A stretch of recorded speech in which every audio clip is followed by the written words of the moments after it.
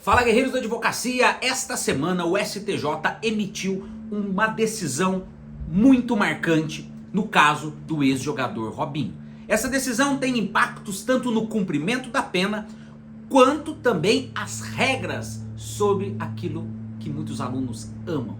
A questão da extradição, a questão do direito internacional. Então, se você é fã do direito internacional ou gosta de saber um pouquinho sobre a aplicabilidade das regras de execução de pena no Brasil de sentença estrangeira, venha comigo nesse vídeo. Afinal de contas, vamos desvendar aqui um pouquinho sobre o caso que envolveu o jogador Robinho. Rubinho foi péssimo, né? Ao longo desse vídeo nós vamos desvendar as implicações dessa decisão, conhecendo alguns pontos do caso que envolveu o ex-jogador, e eu vou trazer para você aqui alguns aspectos, inclusive da legislação italiana e da legislação brasileira sobre o tema. Então, roda a vinheta!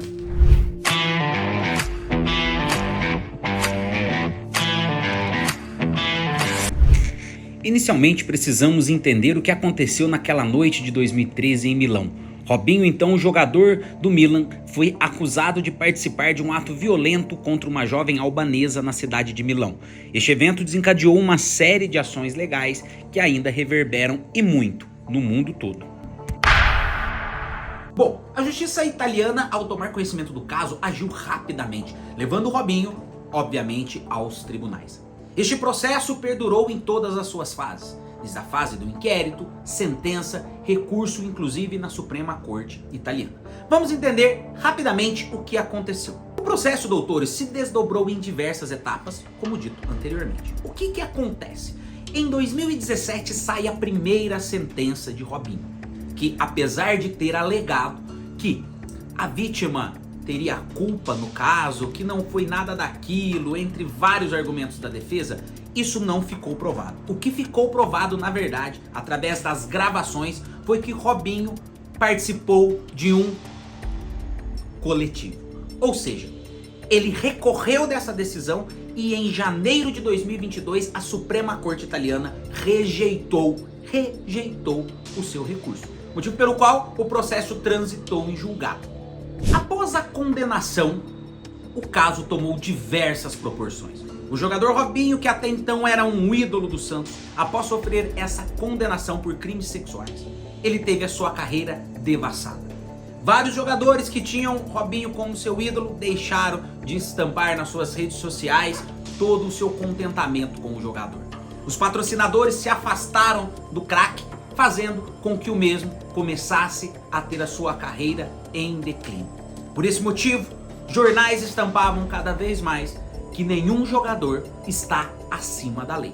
Diante disso, doutores, é possível entender que por mais que a lei demore, a lei é dura, mas é lei. Como digo sempre para os meus alunos, aquele velho brocardo jurídico: dura lex, sed lex.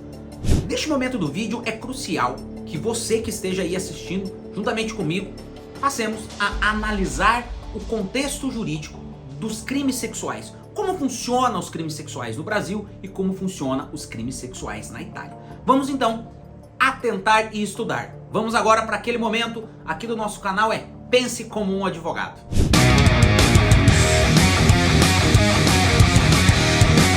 Bom, no Brasil, a legislação sobre crimes sexuais está estampada no Código Penal. Em especial, olha aqui comigo na tela, dentro dos artigos 213 a 216b, que foram significativamente modificados pela Lei 1205 de 2009, aumentando inclusive as penas do crime incluindo dentre eles os atos libidinosos.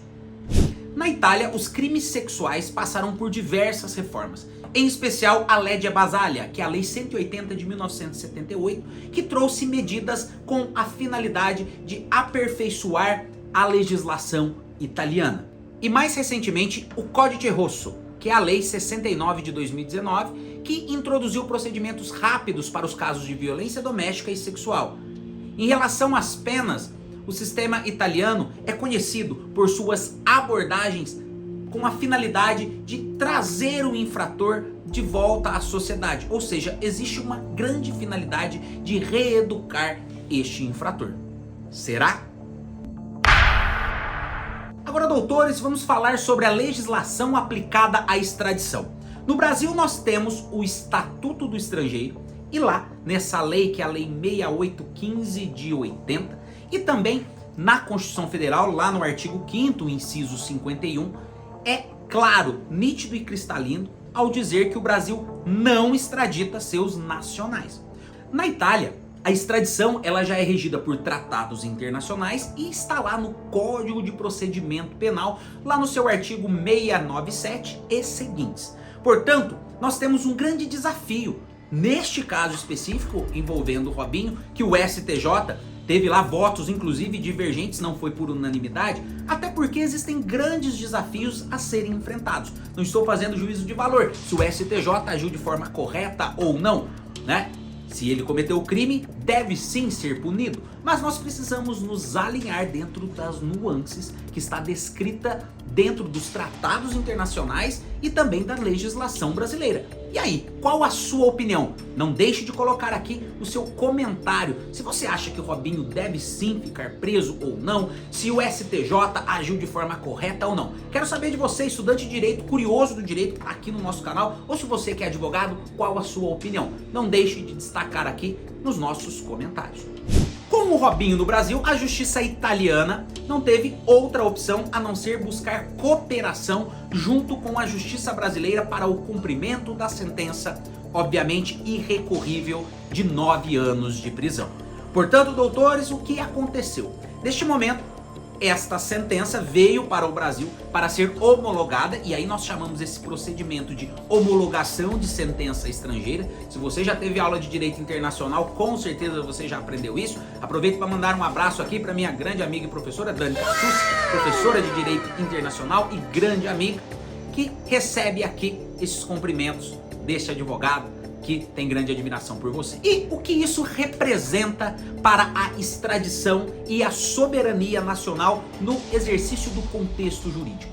Nós estamos aqui diante esta semana com o julgamento pelo STJ, diversas nuances e diversos acaloramentos e embates dentro do mundo jurídico. Nós não estamos dizendo que a pena não deve ser cumprida. Vários advogados estão dizendo sobre a fundamentação, se esta fundamentação da prisão está de acordo ou não com a Constituição Federal e também com o Estatuto do Estrangeiro. Então, doutores, fica aqui essa reflexão que vai muito além de uma pena, mas sim uma reflexão sobre como nós, homens, devemos cuidar das mulheres, como nós, advogados, devemos prezar e lutar pelos direitos das mulheres, que muitas vezes estão sendo vítimas e acusadas que este crime acontece por questões machistas, dizendo, por exemplo, que as mulheres, se ela não estivesse com essa roupa, se ela não estivesse isso, se ela não estivesse aquilo, isso é um verdadeiro absurdo, um conteúdo completamente machista que não tem justificativa alguma.